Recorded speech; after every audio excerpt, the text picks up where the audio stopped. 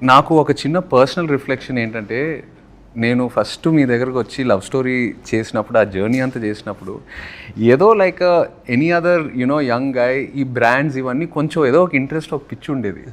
నిన్ను చూశాక నిజంగా నేను అంటున్నా, అరే వీళ్ళందరూ చాలా హ్యాపీగా ఉన్నారు, ఈ సింపుల్గా బతికేస్తున్నారు, they know what they want, they know what their happiness is.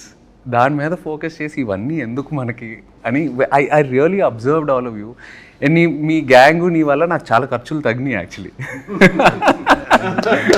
Really so happy అంటే లైక్ అంటే ఇట్ టేక్స్ సంథింగ్ అంటే that if your questioning inner question అట్లా వేసుకునే అంటే when you let it go అంటే ప్రెషర్ ఉండదు, హ్యాపీగా ఉంటుంది.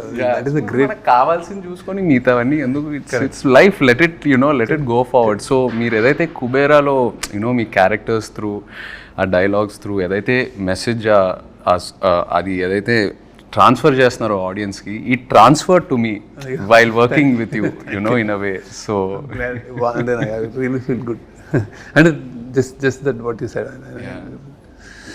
వీడి క్యారెక్టర్ ధనుష్ది కొంచెం అంటే because I don't know literally is a beggar character. So we don't know వాడికి ఏం చేస్తాడు అనేది. ఇప్పుడు పెద్ద బిలియనర్ తోటి కాన్ఫ్లిక్ట్, వాడు ఏం చేయగలుగుతాడు అంటే వీళ్ళు ఎతకరాని వాడు ఎక్కడున్నాడో ఏదో సంథింగ్ అనుకుంటే, వాడు ఫ్రైడే మస్జిద్కి వెళ్ళి అడుక్కుంటాడు.